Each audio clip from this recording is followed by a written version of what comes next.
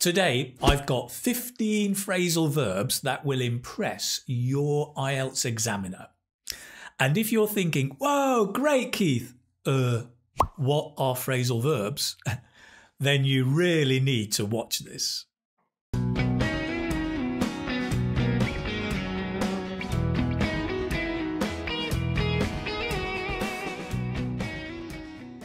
Hello again, this is Keith from the Keith Speaking Academy, here to help you speak better English, give better answers and get a higher score on IELTS speaking. Now today I'm going to show you what phrasal verbs are, how exciting they can be, and also why they are important in IELTS speaking and actually in any natural conversation in English, right? Also, I will share with you 15 of my favourite phrasal verbs, ones that I think if you use, well, let me put it like this. I think your examiner will go, ooh, interesting, tick. Let's hope so. Before we begin, let me say a word about learning phrasal verbs, right? How to learn them. As with most things in English, like idioms, phrasal verbs, you need to study them, you need to repeat them, but you also need to practice using them in conversations, right? In different kinds of conversations. And for me, one of the best places to do that is Cambly. And Cambly are sponsoring today's video. Thank you so much, Cambly, for this great opportunity. Let me tell you why I like Cambly. I mean, just have a look, right? Cambly, you can find native English speaker tutors, which is great. You've got this English immersion from anywhere in the world.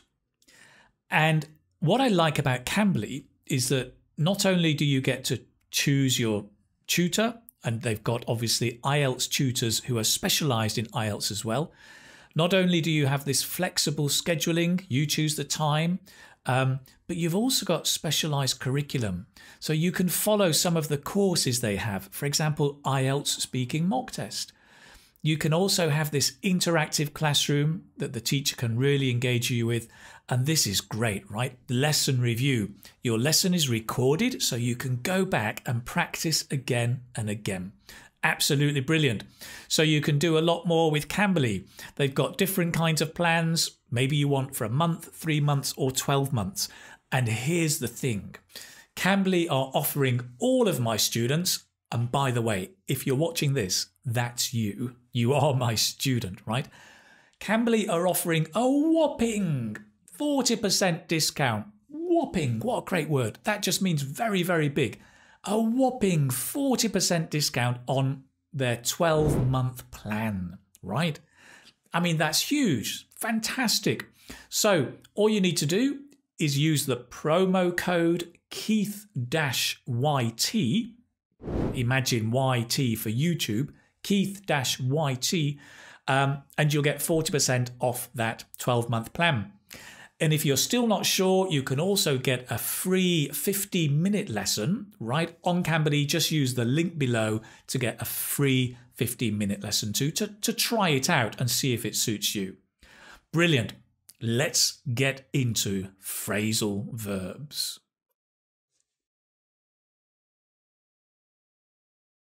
Okay, so first of all, what are phrasal verbs?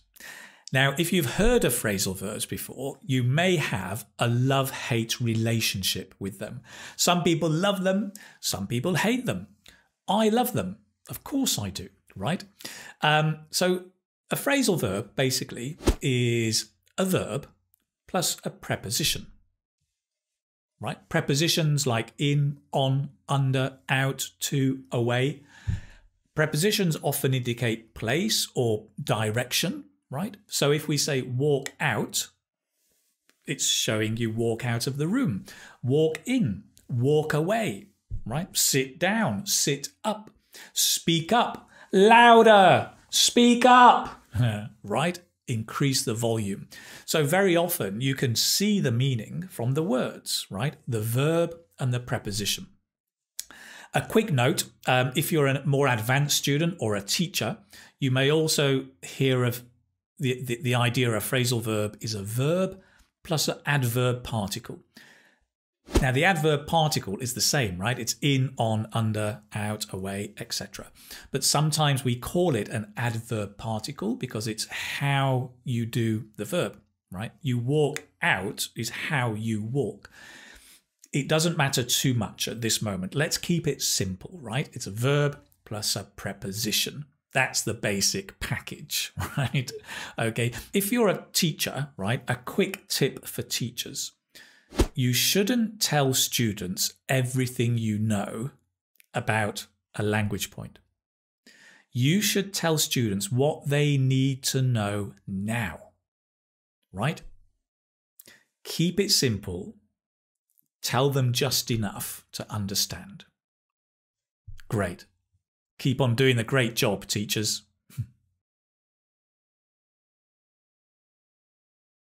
Now, phrasal verbs are challenging. No, phrasal verbs are fun because they are often idiomatic.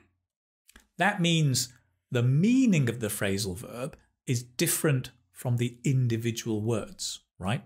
Before, when we said speak up, it's a little bit idiomatic, right? Speak up is not speaking up. It's just to speak more loudly. Speak up. Speak down is much more idiomatic, right? Speak down is not hello, hello, hello. No, speak down is to talk to somebody like they are less intelligent, a bit stupid, immature, like a child, right? That's when you speak down to somebody. So it has this idiomatic meaning. Lots of phrasal verbs have idiomatic meanings, which is great. The possibilities are really fun and exciting.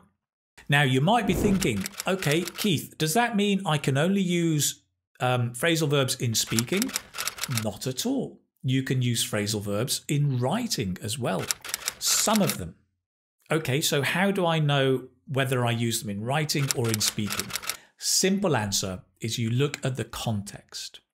If you've heard a phrasal verb by listening to it, then you know it can be spoken.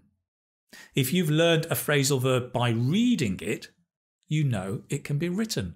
As simple as that. Keep it simple.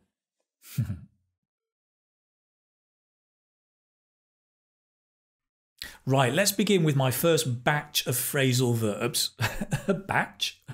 Okay, a batch is a group, right? But it sounds like I'm a factory manufacturing phrasal verbs. Let's look at my first batch of phrasal verbs to impress your IELTS examiner. Now, often in IELTS speaking, we have to talk about work or study, right? Now, a nice little phrasal verb here is to knuckle down. To knuckle down. Hard to pronounce, I know. No, fun to pronounce. Knuckle, cull. It's the dark L, knuckle, to knuckle down. And your knuckles are these, right? Here. So when you knuckle down is when you put your knuckles on the table like you're really ready to work. And it means to start focusing on your work or your study, right? For example, I work as a teacher and we've got exams coming soon, so we all need to knuckle down. Or I study law and I have my exams soon, so I really need to knuckle down, right? To focus studying or working. Lovely. Number 2, very often in IELTS speaking part 1, you have a question about can you cook? Can you run? Can you drive? Can you paint? Right? Here, a nice phrasal verb is to get round to. Or to get around to. We can say round or around, which means to do something you have intended to do, but you've been too busy to do it, but to finally do it, right? So for example, if somebody asks somebody, the examiner asks, can you cook? Well, I would love to learn how to cook, but I just haven't got round to it. I've been too busy. I haven't got round to it. Great. Bit like my wife says, you know, have you cleaned the bathroom yet? And I say, no, I've been busy making a YouTube video. I haven't got round to it yet. Next, hobbies, right? We often talk about free time or hobbies in IELTS and spending time maybe watching movies, reading books, scrolling on your phone. So here, a nice phrasal verb is to while away. And I would link while away, while away. And this means to spend time in a relaxed way, right? And it's separable, to while away the afternoon or to while the morning away, spending time doing something. For example, I love to while away the afternoon watching movies. What about you? How do you while away the afternoon?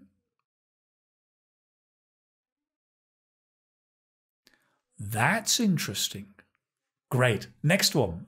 Also talking about hobbies. Now, if you want to talk about improving a skill that you had, but you haven't practiced for quite a long time, to brush up on.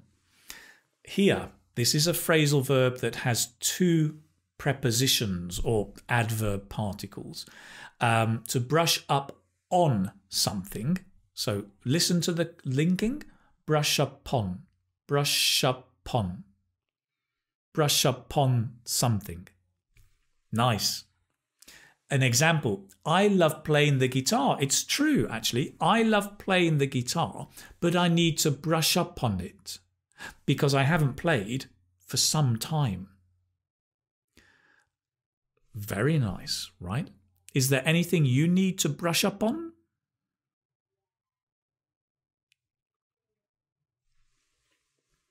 Cool. That's it. Let's move on.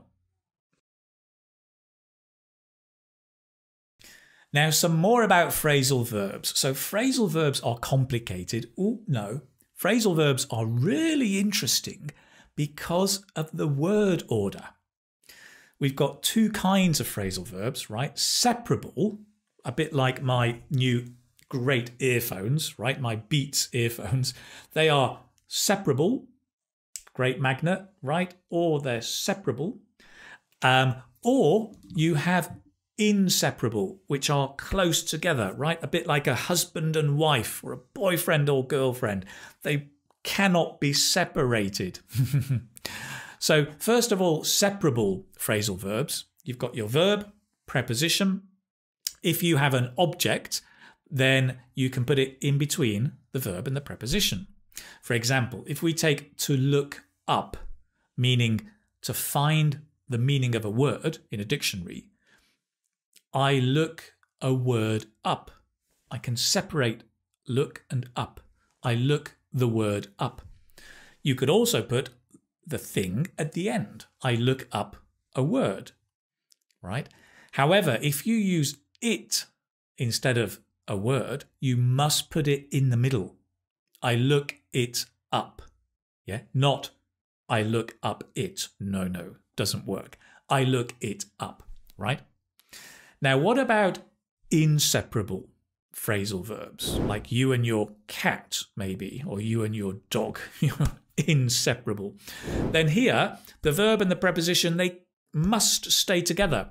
For example, take after, meaning to resemble or look like one of your parents. I take after my father, right? I cannot say I take my father after. No, you cannot separate them, right? I take after my father or I take after him, right? The object always goes at the end. Now you may be thinking, okay, Keith, good. So how do I know which phrasal verbs are separable and which are inseparable? Well, this is where English is really fun, right? Because there are no rules to help you, right? You have to learn them by heart, which means it's quite dangerous to learn lists of 20, 30, 50 phrasal verbs. It's really important you learn them in context, but also a few at a time, right? I'm giving you 15 today. That's a lot. I mean, I would learn maybe 5 at a time. because you need to learn each one by heart. Is it separable or inseparable?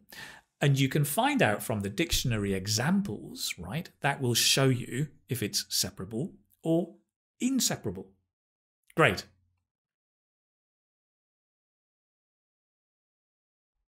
Right, next batch. Do you know, in IELTS Speaking Part 3, you often get a question that is, how will something change in the future? Right? You heard that kind of question? It's very common, right? How will shopping change in the future? Or news, or the economy, whatever, right? Here are 4 really nice phrasal verbs you can use in that context. The first one is to bank on, which means to expect and hope something will happen. It's a bit like if you imagine money, investing money in something and you hope to get a result, right? Like the bank is where you've got your money, so you're banking on something. For example, I'm banking on the COVID situation getting better next year. Or many governments are banking on the economy improving in the future, right? They hope it will get better. Nice. Number 2, to be in for. To be in for. This one, phrasal verb, has 2 prepositions or particles. To be in for means you are about to have or experience something. This is nice because it's so simple, right? To be in for. For example, you may be asked, how do you think shopping will change in the future? Well, I think we are in for a few surprises in the future. Right? We're expecting a few surprises, or we're about to get a few surprises.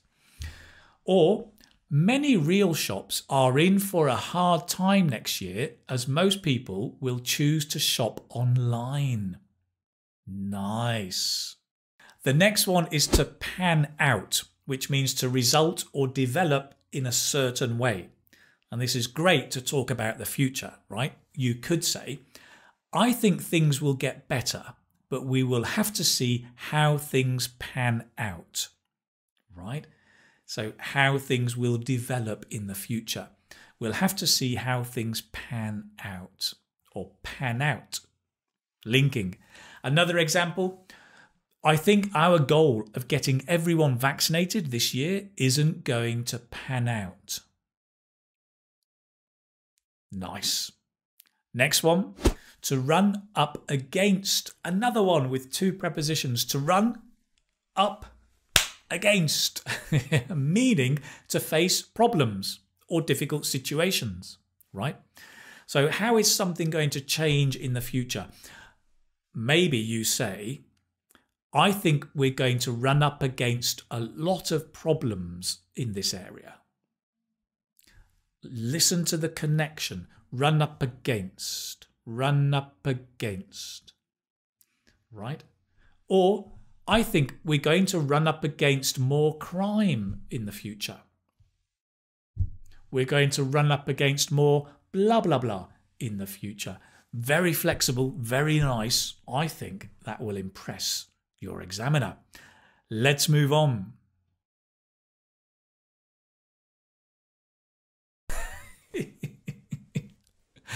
Oh, sorry, I've got to stop laughing. I don't know why, I just start laughing sometimes. Now, next, phrasal verbs are tricky. No, actually, phrasal verbs are so exciting because they give you the chance to show off your control of pronunciation. You may have noticed many phrasal verbs end in a consonant sound and the preposition begins with a vowel sound. So you can link, right? Instead of sit up, right? Instead of speak up, speak up, speak up, tup, sit up, right? Which is great. So it's an opportunity to show off your pronunciation. Particularly, notice these examples where we look in the present tense, right? I like to look up new words. Can you hear that? Look up. I like to look up new words. If we're using the third person, he or she, he looks up words all the time. Looks up, sup, looks up. He looks up words all the time. My wife is studying Spanish and she looks up words all the time. Can you hear it? Sup. What's up? And in the past tense, very, very common, right? Last week, she looked up a lot of words. Looked up, tup, looked up. She looked up a lot of words, right? So many, many phrasal verbs give you this wonderful opportunity to show off your control of the linking, present tense with he and she, and the past tense. How cool is that? Great. Let's move on. Right. Next phrasal verbs. It's very common, right, in IELTS speaking that the examiner asks you, what do you think of blah, blah, blah, right? And a really clever trick, and I'm sorry, but this is a trick, right, is you can use the phrasal verb to mull over. To mull over something is to think carefully about something, right? It's separable, so you could say, well, I've been mulling over this a lot recently, and I think, or I've been mulling this over a lot recently, and I think, right? Little trick. Another nice phrasal verb is to figure out, and often we put the route, figure out. To figure out something means to find the solution to something, right? So what do you think of blah, blah, blah? Well, it's complicated and it's not easy to figure out a solution, right? And then you carry on giving your solution. Okay, to figure out. Next one. Again, IELTS speaking part 3, very common to ask or to be asked. Do you agree that the government should do this? Right? There's always a government question. Do you agree that the government should right? Now, a couple of nice phrasal verbs here and easy to remember are get on with something, which means to start or continue doing something, right? So, for example, the government talks about reducing the crime rate, but they just need to get on with it, right? They need to start doing it, right? Don't just talk about it, get on with it. Nice. The other phrasal verb for this kind of question is to buckle down, which means to start working hard. You know, so the examiner asks, do you think the government should blah, blah, blah, blah, blah? Well, I think it's time that the government buckled down and found a solution. Okay, simple phrases, but quite effective phrasal verbs. Moving on, IELTS speaking part 2. Sometimes you're asked to describe a thing, right? Maybe a movie or a book, or a dinner or a restaurant or a hotel, right? A lovely phrasal verb here is to stumble upon. Stumble upon. Can you say that? Stumble upon. To stumble upon something is to find it by chance, right? Now, so you might say, I'd like to tell you about a great book that I stumbled upon recently, right? Meaning that I found recently. But what a great verb. I'd like to tell you about a great restaurant that I stumbled upon last week. Right? A great anything, great hotel, restaurant, movie. Stumble upon is for things, right? Not people, but for things. If you want to talk about people, we have a really nice phrasal verb. So to meet someone by chance, right, is to bump into. Bump into. Can you say that? Bump into. Great. To meet by chance. So if you're asked, describe a time when you did blah, blah, blah, blah, blah, right? You could say, well, recently I bumped into an old friend and he da da da da da da da, right? Very simple, right? Notice the pronunciation, the past tense, bumped into, tinto, bumped into. Last week I bumped into an old friend and he da da da da da, right? Lovely. The last one is to describe something that happens in a certain way. And the verb is to turn out. Different ways to use it, but one of the most common ones is it turned out well, right? Means it finished or ended up well. It turned out well. So if you're talking about an event or an activity, you could say, well, we had a difficult time, but in the end, everything turned out fine, right? Or in the end, everything turned out well. Again, notice that pronunciation, turned out. Turned in the past, doubt.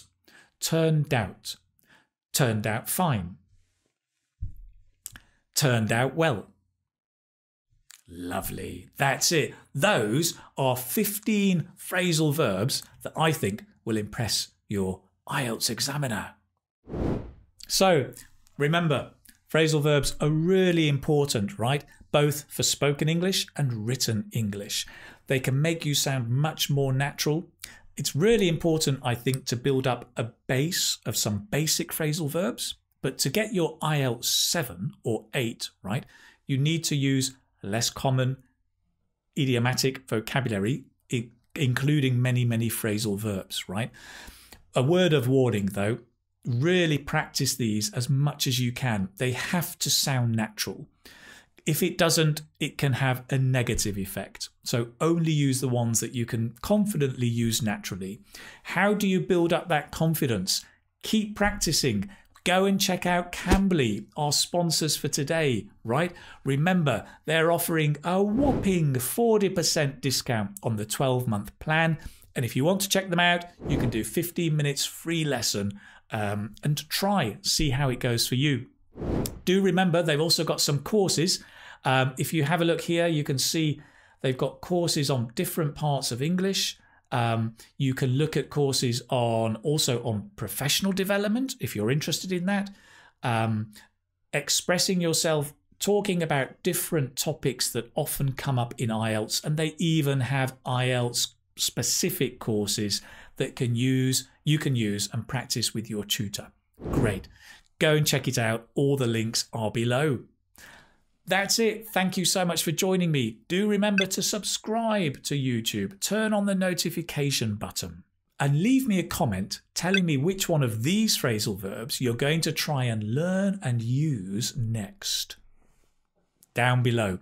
That's it for today. Thank you so much for watching. Can't wait to see you next time. Take care, my friends. Bye-bye.